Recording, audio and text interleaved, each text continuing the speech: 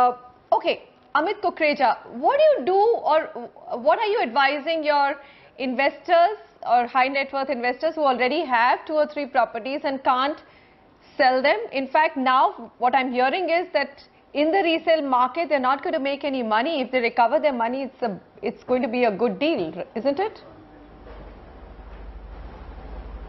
So Manisha, somebody was just saying real estate is easy to understand. Actually, I don't believe so.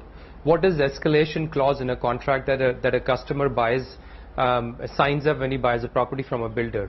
There is no sense of urgency from the builder's end to deliver the project because the penalty is so low. So I don't understand these complicated commercials which is completely supporting one-sided agreement. So at the moment, I'm actually highly recommending my clients to exit, cut their losses and start investing in equity through mutual funds. Actively managed mutual funds have been doing fairly decent job, and they've proven on and on how they have beaten inflation through the tax efficiency they are creating.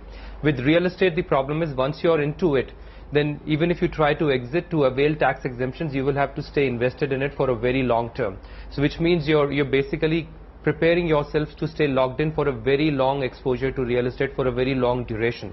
So in my opinion, exiting real estate, moderating down your real estate allocation and jumping onto equity and fixed income assets, of course maintaining this good buying opportunity for gold is going to pay off in the long run, especially given the next 5 to 10 years. Okay, Amit, what about that entire theory that at least have one other house which you can rent out, especially if you're closer to your retirement or 10 years or 5 years away from it, simply because rental income is inflation indexed, isn't it?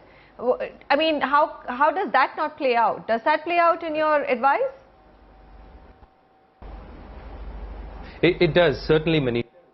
On what I'm trying to advise. If I'm trying to advise an age group of 35 to 50, and if it's a household of 2 earning members and 3 earning members, then to gain certain tax efficiency, we recommend second property.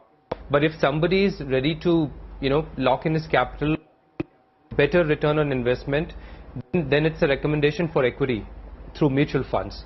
So tax efficiency is there, but we also have to look at the overall asset allocation strategy of the household driven from the age, risk profile and life stage of the couple.